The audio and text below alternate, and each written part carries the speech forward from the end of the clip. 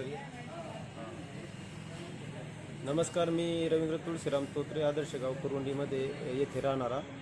आज या ठिकाणी सकाळपासून आम्ही बटाटे लागवड करत असताना माझे चुलते बबन मारुती तोत्रे व त्यांचे चिरंजीव दीपक बबन तोत्रे यांना सायंकाळी 6च्या सुमारास अचानक आगीमोळ्याच्या माशांनी हल्ला केला.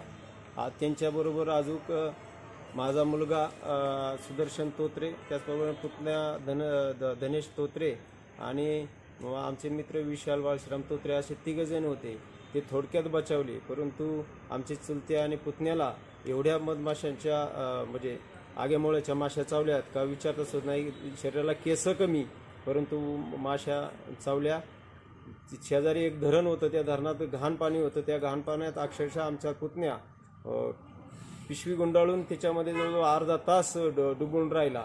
आणि सायंकाळ झाल्यानंतर आम्ही त्यांना शोधाशोध करून या ठिकाणी दवाखान्यात सरकारी रुग्णालय, ग्रामीण रुग्णालय मंचर या ठिकाणी घेऊन आलो.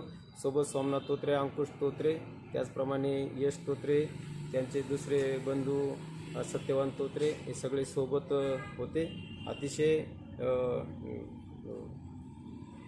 अचानक झालेली घटना. आम्ही सगळेच याच्यामध्ये हैराण झालेले आहे आणि पेशंट या ठिकाणी सरकारी रुग्णालयामध्ये ॲडमिट आहे.